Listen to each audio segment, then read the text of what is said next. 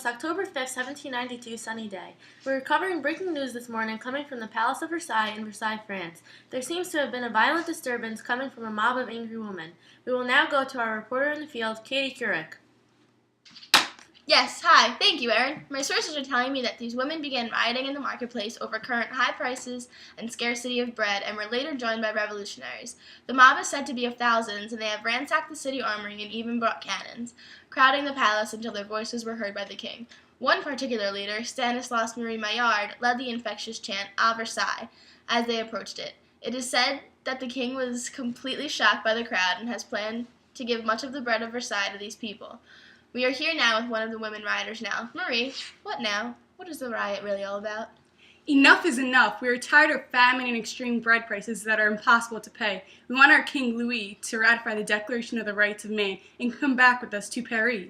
We demand change, and this is how we are going to get it. Thank you, Marie. That is all for now. It's getting pretty rowdy out here, as you can tell.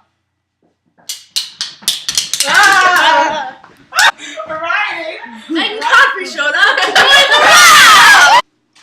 Thank you, Katie. Stay safe out there. Today also marks the signing of the tennis court oath to hopefully soon end the argument occurring between the Third Estate and the King.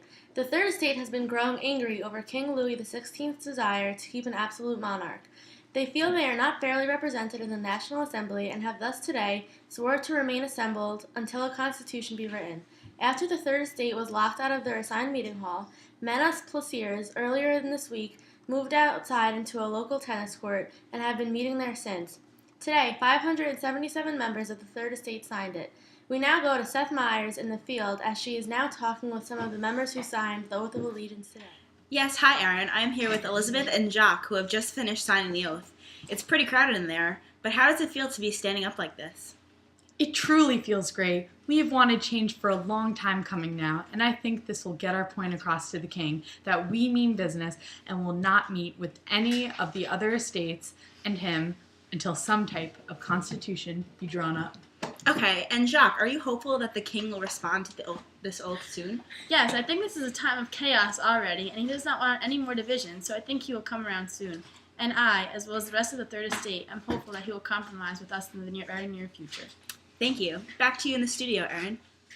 Thank you, Seth. We now move on to the bigger news. Napoleon Bonaparte is being crowned emperor. He is the first Frenchman to hold the title of emperor in 1,000 years. We are awaiting Pope Pius VII to crown Napoleon with a crown that the 35-year-old conqueror of Europe placed on his own head. Napoleon is known as the greatest military strategist in history. He is known for establishing the Napoleonic Code and in 1804 for establishing the French Empire. We now go to Seth Meyers once again in the field at Notre Dame Cathedral in Paris to view this important day in history. Yes, Erin, I am here in Notre Dame Cathedral in the beautiful city of Paris to witness the crowning of Napoleon by Pope Pius VII.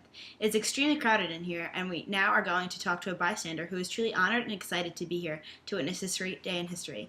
Antoinette, tell us how you're feeling to be here. I'm so full of joy to be here. To see Pope Pius VII crown the first Frenchman to hold the title of emperor is truly awe-inspiring.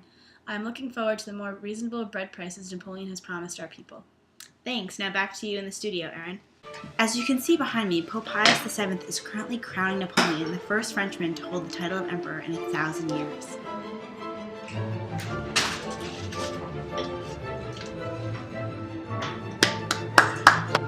Thank you for joining us today on DFNN.